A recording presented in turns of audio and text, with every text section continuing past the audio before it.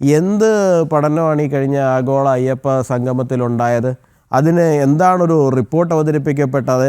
അതുമായി ബന്ധപ്പെട്ടിട്ട് എന്ത് നവീകരണ പ്രവർത്തനമാണ് ശബരിമലയിൽ നടക്കുന്നത് നമുക്കറിയില്ല. അപ്പോൾ നമുക്കറിയാം എന്തായിരുന്നു അത് ഉദ്ദേശിച്ചതെന്നുള്ളതിനെ കുറിച്ചിട്ട്.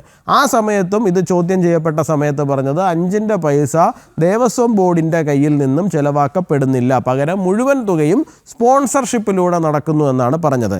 എന്നിട്ട് സ്പോൺസർഷിപ്പിലൂടെ വന്നത് എത്രയാണ്? അതിൻ്റെ പകുതി പോലും വന്നിട്ടില്ല എന്നുള്ള കാര്യമാണ് ഇപ്പോൾ പറയുന്നത്. ഏതാണ്ട് 4 കോടിയോളം രൂപ ദേവസ്വം ബോർഡിൻ്റെ കയ്യിൽ നിന്നും ചിലവായി.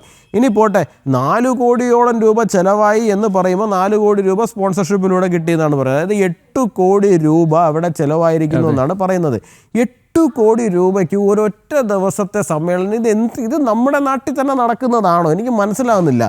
8 കോടി രൂപ കൊടുത്തിട്ട് ഒരൊറ്റ ദിവസത്തെ സമ്മേളനം എന്നാണ് പറയുന്നത്. ഇനി എത്ര അണ്ടിപ്പരിപ്പ് ആൾക്കാർക്ക് കൊടുത്താൽ 8 കോടിക്കൊക്കെ അണ്ടിപ്പരിപ്പ് വാങ്ങിച്ചു കൊടുക്കുമോ? എനിക്കറിയില്ല.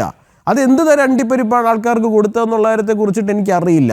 5 സ്റ്റാർ താമസം, അത് ഇത് എന്നൊക്കെ പറഞ്ഞിട്ട് ശുദ്ധമായ കൊള്ളയാണ് അവിടെ നടന്നിരിക്കുന്നതെന്നേ. ചുമ്മാ കണക്കെഴുതി എന്തെങ്കിലുമൊക്കെ എന്ന് പറഞ്ഞ് കൊടുക്കുന്നു.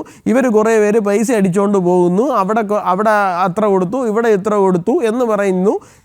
ഇവരുടെ പലരുടെയും പോക്കറ്റുകളിലേക്ക് പോകുന്നു. ഈ പോക്കറ്റിലേക്ക് സാധനം കൊണ്ടുപോകാൻ വേണ്ടി നടത്തിയിരിക്കുന്ന തട്ടിക്കൂട്ട് പരിപാടിയാണ് ഈ പറയുന്ന ആഗോള അയ്യപ്പ സംഘം എന്ന് പറയുന്നത്.